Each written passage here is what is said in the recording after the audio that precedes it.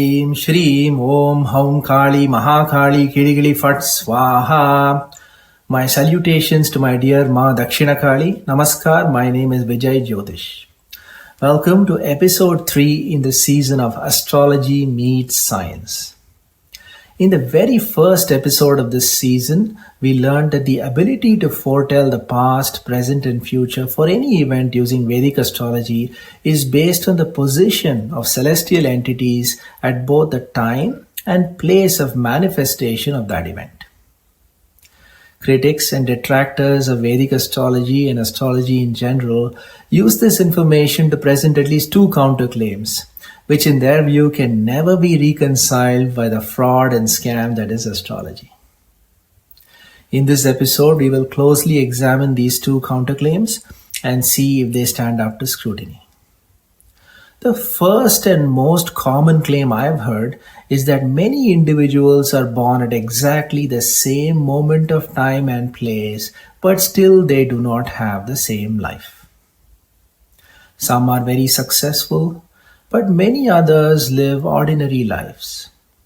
Some grow up to be sporting heroes like cricketer Sachin Tendulkar, celebrities like the king of Bollywood SRK, superstar Shah Rukh Khan, or even leaders like our beloved Prime Minister Narendra Modi ji. And in comparison, many others who are also born at the same time and place as these individuals, they live quite ordinary, nondescript and even obscure lives. This is indeed true. And for many, this variance in life outcomes, despite being born in the same place and time, is both sufficient and definitive proof that astrology is verifiably fraud and fake. However, Vedic astrology can explain this quite well.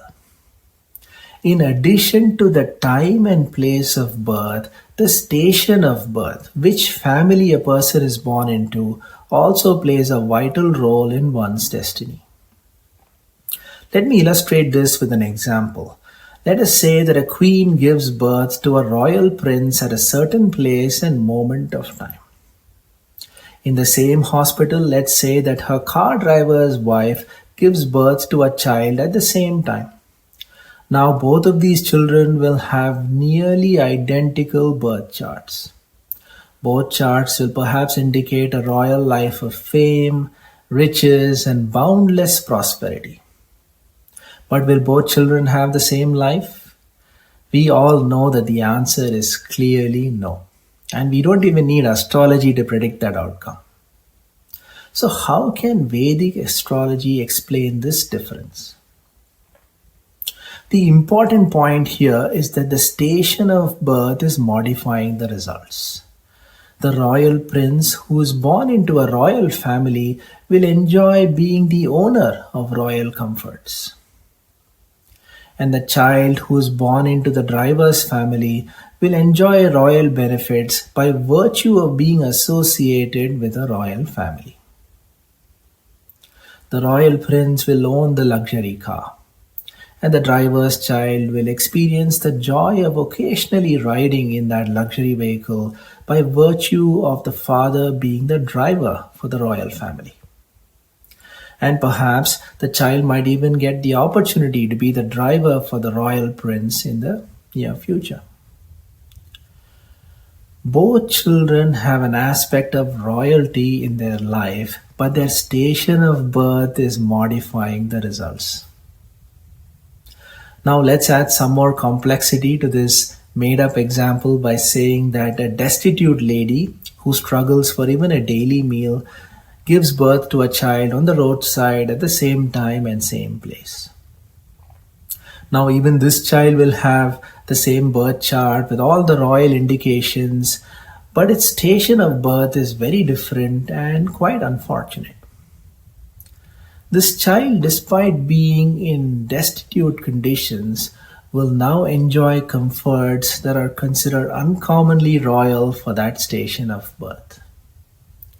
For a family which has no access to basic necessities in life, this child will now bring this family the good fortune of a simple and regular daily meal.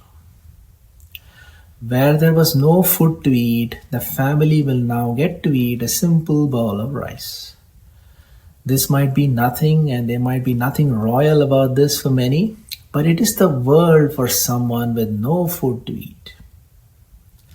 I hope you can see how the life outcomes manifest differently based on the station of birth. As such, being born into a particular station of birth is also verily part of one's destiny. Now let's look at the second claim.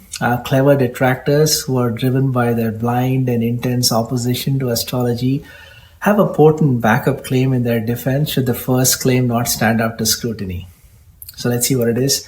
They claim confidently that even children born to the same mother at the same place have different lives. This is to say that twins, triplets, and the like have the same station of birth and yet have verifiably and wildly different lives. Yes, this is also true. I have observed that twins, triplets, and the like can have different genders, wildly different lives, completely unrelated careers, widely varying life experiences, and even different longevity. But unfortunately for these detractors, Vedic astrology can explain this as well. Again, this misconception about Vedic astrology exists because no effort was made by these detractors to understand Vedic astrology before sort of contemptuously dismissing it. Simply repeating the word science 10 times in a day won't bring you close to either the science or the truth. Instead, this requires an open mind. So before I address this claim on twins, it is important to set some context by explaining how Vedic astrology works.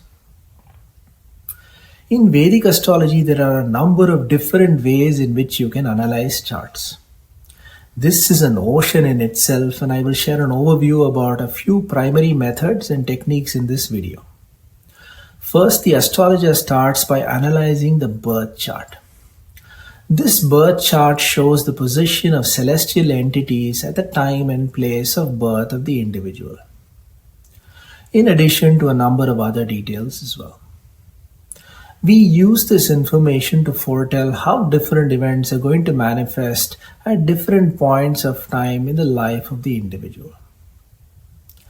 This birth chart is comparable to one's karmic balance sheet at the time of birth. This is an account of your positive and not so positive karma across the many dimensions of human life over your many past lives. The next layer of analysis is the transits of celestial entities at any given moment of time. As life progresses, the quality, role, and influence of these transits also modify the results and outcomes that will manifest in one's life. In addition, with each passing moment, every individual is also performing new karma, and that new karma is accumulating in their karmic account as well. For example, even a simple thought is a powerful karmic seed in the garden of our life, which has its own consequences, let alone any real action that is based on that thought. So you can see how powerful karma can be in terms of influencing our life outcomes. So this cumulative karmic balance sheet that one has at any given age will be different from the balance sheet that they were born with. It'll carry the information of all their karmic actions, unrealized desires, and any latent karmic imprints from past lives. And this up-to-date karmic information is not available to the astrologer in the birth chart. This is where another layer of analysis called Praśna is of immense help. Praśna simply means question. Praśna offers a way in which we can seek an answer from the universe for any pressing and personally important question that one has. Praśna is the wonder of all wonders. If you thought that astrology is crazy, you'd think that Praśna is in confirmed psychotic territory. Praśna lies beyond the realm of right, wrong, and all modern rational thought. It lies in the realm of the divine. Praśna is so advanced that a client does not even need to ask the question in order for the astrologer to know what it is and answer it. Praśna will indicate both the question and the answer that is sought. I will dive deeper into Praśna in some future video, but for now know that Praśna takes into account the karma that the individual has performed up to that point and in the karmic context for that specific question that they have. It gives you a summary, up-to-date view of your karmic balance sheet in the context of that specific pressing question that you have. So with this context and background, let us examine the case where multiple children are born to the same mother at almost the same time and place. Here the station of birth is also same, but the results are still different. How can Vedic astrology explain this? First, Vedic astrology has many sub-divisional charts that provide finer details of one's destiny. Some of these divisional charts, like the D60 Shashtiyamsa chart, change every 2 minutes. When you go a bit deeper for subdivisions such as the D150 Nadiyamsa and the D300 Ardha Nadiyamsa charts, the data changes every few seconds. In addition, for each celestial entity, you have a primary lord and 5 additional sublords. These sublords also change every few seconds and modify the results. So even a few seconds can change the birth chart data and thereby life outcomes. This is where the experience, capabilities, and intuition of an astrologer comes into play in determining how these subtle differences can manifest in one's life. If this wasn't complex enough already, each individual is also performing their karma from their time of birth. This karma modifies their karmic balance sheet and as such the results and outcomes in their life.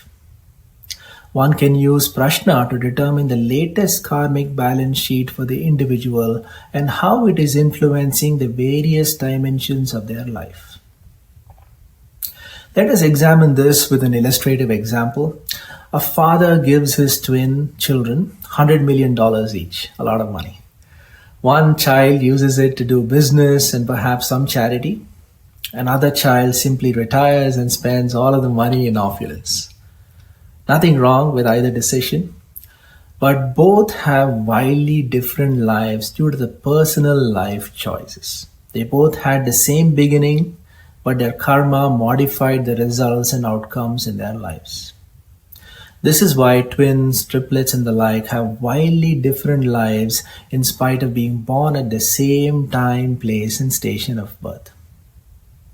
So I hope you got a glimpse into how vast and intricate Vedic astrology is.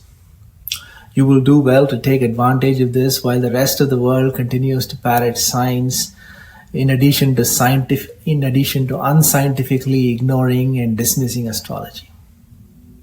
I hope this was of value to you. As always, thank you for your time today.